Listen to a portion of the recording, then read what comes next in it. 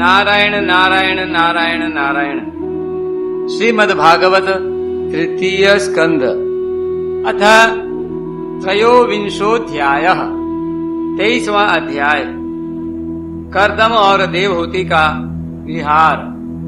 श्री मैत्रेय जी ने कहा, विदुर जी, माता पिता के चले जाने पर पति के अभिप्राय को समझ लेने में कुशल साध्वी देवहूति कर्दम जी की प्रतिदिन प्रेम पूर्वक सेवा करने लगी।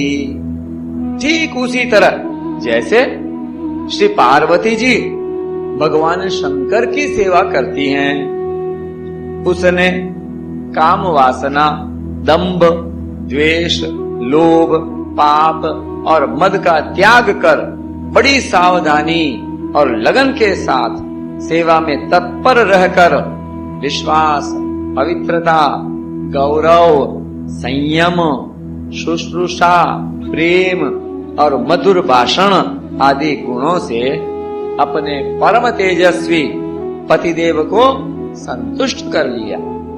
देवहूति समझती थी कि मेरे पतिदेव देव से भी बढ़कर हैं, इसलिए वह उनसे बड़ी बड़ी आशाएं रखकर उनकी सेवा में लगी रहती थी।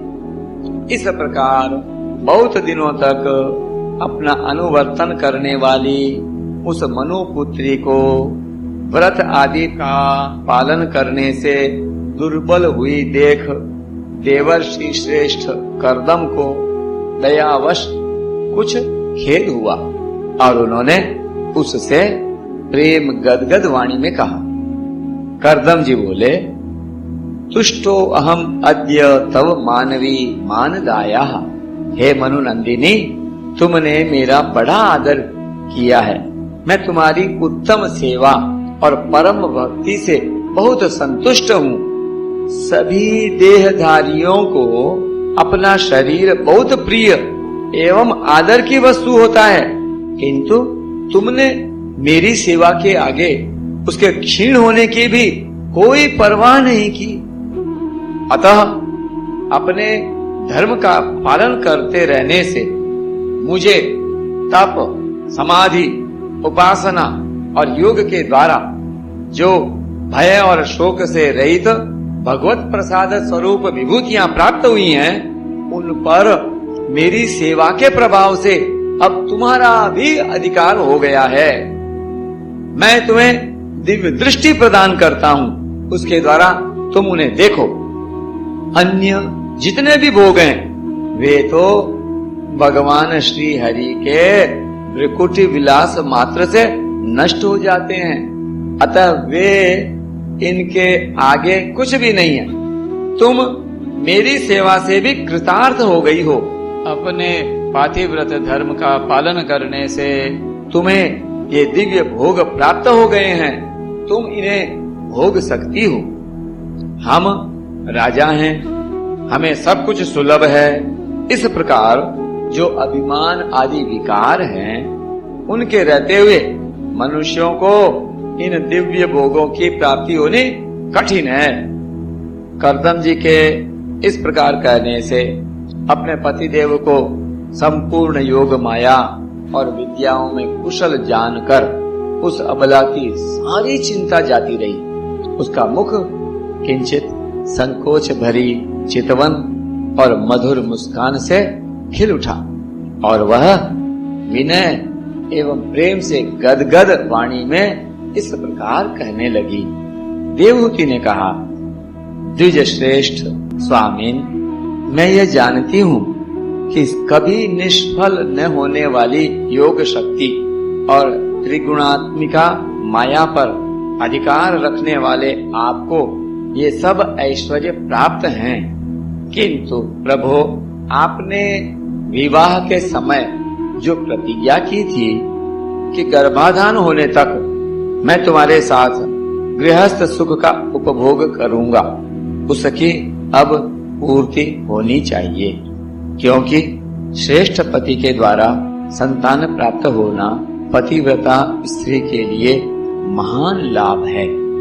हम दोनों के समागम के लिए शास्त्र के अनुसार जो कर्तव्य हो उसका आप उपदेश दीजिए और उबटन, गंध, भोजन आदि उपयोगी सामग्री भी जुटा दीजिए, जिससे मिलन की इच्छा से अत्यंत दीन दुर्बल हुआ मेरा यह शरीर आपके अंग संग के योग्य हो जाए, क्योंकि आपकी ही बढ़ाई हुई काम वेदना से मैं पीड़ित हो रही हूँ।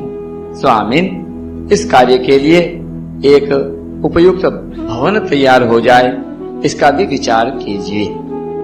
बोलिए भक्त वत्सल भगवान की जय, करदम जी महाराज की जय, देवहूति महारानी की जय। मैत्रेय जी कहते हैं, विदुर जी, करदम मुनि ने अपनी प्रिया की इच्छा पूर्ण करने के लिए उसी समय योग में स्थित होकर एक विमान रचा, जो इच्छा अनुसार सर्वत्र जा सकता था। यह विमान इस प्रकार के इच्छित भोग सुख प्रदान करने वाला, अत्यंत सुंदर, सब प्रकार से रत्नों से युक्त, सब संपत्तियों की उत्तरोत्तर वृद्धि से संपन्न तथा मणिमय खंभों से सुशोभित था। वह सभी ऋतुओं में सुखदायक था और उसमें जहाँ तहाँ सब प्रकार की दिव्य सामग्रियां रखी हुई थीं, तथा उसे चित्र विचित्र रेशमी झंडियों और पताकाओं से खूब सजाया गया था, जिन पर भ्रमरगण मधुर गुंजार कर रहे थे। ऐसे रंग बिरंगे पुष्पों की मालाओं से तथा अनेक प्रकार की सूती और रेशमी वस्त्रों से वह अत्यंत शोभायमान हो रहा था। एक के ऊपर एक बनाए हुए कमरों में अलग अलग रखी हुई शैया, पलंग, पंखे और आसनों के कारण वह बड़ा सुंदर जान पड़ता था। जहाँ तहाँ दीवारों में की हुई शिल्प रचना से उसकी अपूर्व शोभा हो रही थी। उसमें पन्ने का फर्श था और बैठने के लिए मूंगे की वेदियां बनाई गई थीं। मूंगे की ही देहलियां थीं। उसके द्वारों में हीरे के किवाड़ थे तथा इंद्रनील मणि के शिखरों पर सोने के कलश रखे हुए थे। उसकी हीरे की दीवारों में बढ़िया लाल जड़े हुए थे, जो ऐसे जान पड़ते थे मानो विमान की आंखें हों, और उसे रंग बिरंगे चंदोवे और बहुमूल्य सुनहरी बंधनवारों से सजाया गया था। उस विमान में जहाँ तहाँ एक कृत्रिम हंस और कबूतर आदि पक्षी बनाए गए थे, जो बिल्कुल सजीव से मालूम पड़ते थे। उन्हें अपना सजातीय समझकर बहुत से हंस और कबूतर उनके पास बैठ बैठकर अपनी बोली बोलते थे। उस समय सुविधा अनुसार क्रीड़ा स्थली, शयन गृह, बैठक, आंगन और चौक आदि बनाए गए थे, जिनके कारण वह विमान स्वयं करदम जी को भी विस्मित सा कर रहा था। ऐसे सुंदर घर को भी जब देवहूति ने बहुत प्रसन्न चित्त से नहीं देखा, तो सबके आंतरिक भाव को परख लेने वाले करदम जी ने स्वयं ही कहा, हीरू, तुम इस बिंदु सरोवर में स्नान करके विमान पर चढ़ जाओ। यह विष्णु भगवान का रचा हुआ तीर्थ मनुष्यों को सभी कामनाओं की प्राप्ति कराने वाला है। कमल लोचना देवहूति ने अपने पति की बात मानकर सरस्वती के पवित्र जल से भरे हुए उस सरोवर में प्रवेश किया। उस समय वह बड़ी मैली कुचेली साड़ी पहने हुए थी। उसके सिर के बाल चिपक जाने से उनमें लटें पड़ गई थी। शरीर में मैल जम गया था तथा स्तन कांतिहीन हो गए थे।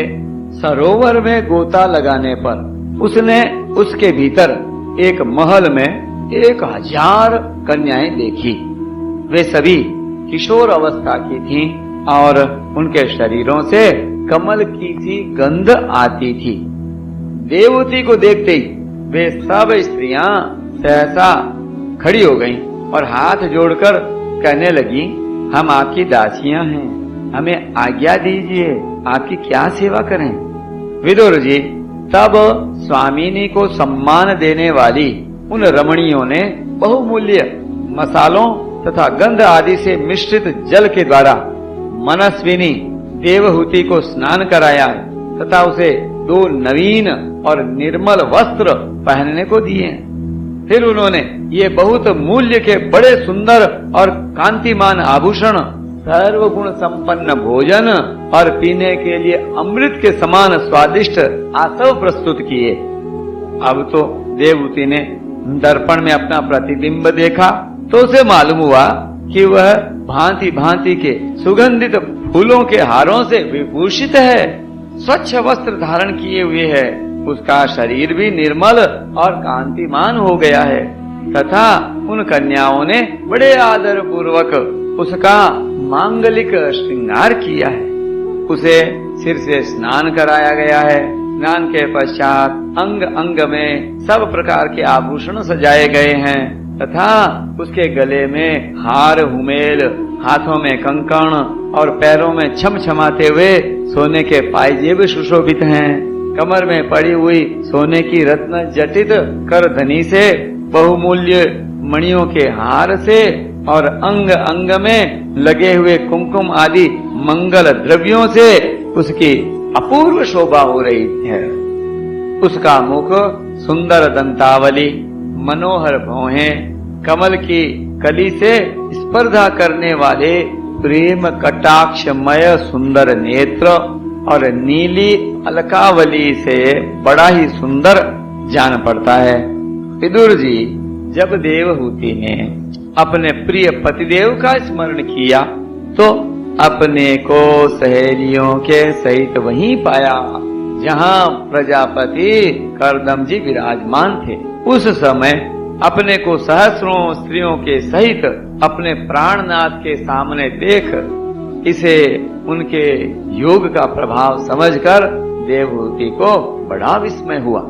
शत्रु विजयी विदुर, जब कर्दम जी ने देखा कि देवहूति का शरीर स्नान करने से अत्यंत निर्मल हो गया है और विवाह काल से पूर्व उसका जैसा रूप था उसी रूप को पाकर वह अपूर्व शोभा से संपन्न हो गई है, उसका सुंदर वक्षस्थल चोली से ढका हुआ है, हजारों विद्याधरियां उसकी सेवा में लगी हुई हैं तथा उसके शरीर पर बढ़िया बढ़िया वस्त्र शोभा पा रहे हैं तथा उन्होंने बड़े प्रेम से उसे विमान पर चढ़ाया। उस समय अपनी प्रिया के प्रति अनुरक्त होने पर भी कर्दम जी की महिमा कम नहीं हुई, मन और इंद्रियों पर प्रभुता कम नहीं हुई। विद्याधरियां उनके शरीर की सेवा कर रही थीं, खिले हुए कुमुद के फूलों से श्रृंगार करके अत्यंत सुंदर बने हुए वे विमान पर इस प्रकार शोभा पा रहे थे मानो आकाश में तारा गण से घिरे हुए चंद्रदेव विराजमान हो। उस विमान पर निवास कर उन्होंने दीर्घ काल तक कुबेर जी के समान मेरु पर्वत की घाटियों में विहार किया। ये घाटियां 8 लोकपालों की विहार भूमि है।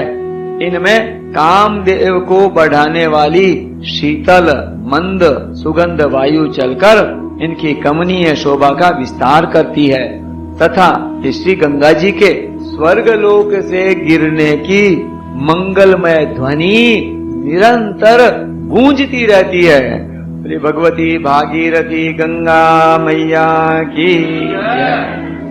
उस समय भी दिव्य विद्याधरियों का समुदाय उनकी सेवा में उपस्थित था और सिद्धगण वंदना किया करते थे। तो इसी प्रकार प्राण प्रिया देवहूति के साथ उन्होंने वैश्रम्भक, सुरसन, नंदन, पुष्पभद्र और चैत्र रथ आदि अनेकों देवोद्यानों तथा मानस सरोवर में अनुराग पूर्वक विहार किया। उस कांतिमान और इच्छा अनुसार चलने वाले श्रेष्ठ विमान पर बैठकर वायु के समान सभी लोकों में विचरते हुए कर्दम जी विमान विहारी देवताओं से भी आगे बढ़ गए। विदुर जी, जिन्होंने भगवान के भव भयहारी पवित्र पाद पद्मों का आश्रय लिया है, उन धीर पुरुषों के लिए ये कौन सी वस्तु या शक्ति दुर्लभ है। बोले भक्तवत्सल भगवान की। इस प्रकार महायोगी कर्दम जी ये सारा भूमंडल जो द्वीप वर्ष आदि की विचित्र रचना के कारण बड़ा आश्चर्य में प्रतीत होता है, अपनी प्रिया को दिखाकर अपने आश्रम में लौट आए। फिर उन्होंने अपने को 9 रूपों में विभक्त कर रति सुख के लिए अत्यंत उत्सुक मनु कुमारी देवहूति को आनंदित करते हुए उसके साथ बहुत वर्षों तक विहार किया, किंतु उनका इतना लंबा समय एक मुहूर्त के समान बीत गया। उस विमान में रति सुख को बढ़ाने वाली बड़ी सुंदर शैया का आश्रय ले अपने परम रूपमान प्रियतम के साथ रहती हुई देवहूति को इतना काल कुछ भी न जान पड़ा। इस प्रकार उस कामासक्त दंपत्ति को अपने योग बल से सैकड़ों वर्षों तक विहार करते हुए भी वह काल बहुत थोड़े समय के समान निकल गया। आत्मज्ञानी करदम जी सब प्रकार के संकल्पों को जानते थे, अतः देवहूति को संतान प्राप्ति के लिए उत्सुक देख तथा भगवान के आदेश का स्मरण कर उन्होंने अपने स्वरूप के 9 विभाग किए तथा कन्याओं की उत्पत्ति के लिए एकाग्र चित्त से अर्धांग रूप में अपनी पत्नी की भावना करते हुए उसके गर्भ में वीर्य स्थापित किया। इससे देवहूति के एक ही साथ 9 कन्याएं पैदा हुई। वे सभी सर्वांग सुंदरी थीं और उनके शरीर से लाल कमल की सी सुगंध निकलती थी।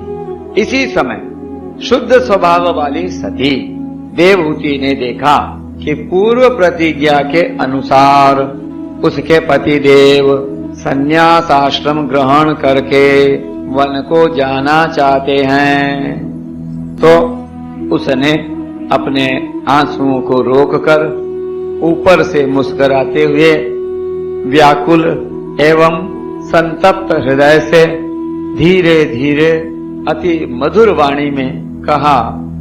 उस समय वह सिर नीचा किए हुए अपने नख मणि मंडित चरण कमल से पृथ्वी को कुरेद रही थी।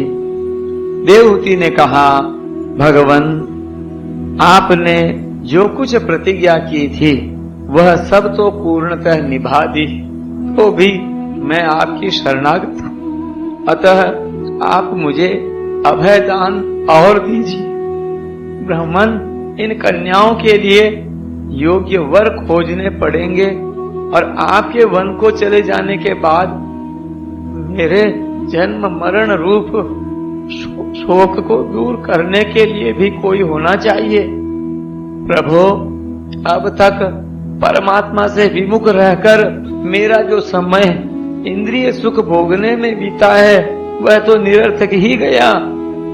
आपके परम प्रभाव को न जानने के कारण ही मैंने इंद्रियों के विषयों में आसक्त रहकर आपसे अनुराग किया, तथापि यह भी मेरे संसार भय को दूर करने वाला ही होना चाहिए। अज्ञानवश असत पुरुषों के साथ किया हुआ जो संग संसार बंधन का कारण होता है, वही सत्पुरुषों के साथ किए जाने पर असंगता प्रदान करता है। संसार में जिस पुरुष के कर्मों से न तो धर्म का संपादन होता है, न वैराग्य उत्पन्न होता है और न भगवान की सेवा ही संपन्न होती है, वह पुरुष जीते ही मुर्दे के समान है। अवश्य ही मैं भगवान की माया से बहुत ठगी गई, जो आप जैसे मुक्तिदाता पति को पाकर भी मैंने संसार बंधन से छूटने की इच्छा नहीं की। बोलिए भक्तवत्सल भगवान की जय, देवहूति माता की जय। नारायण नारायण नारायण नारायण।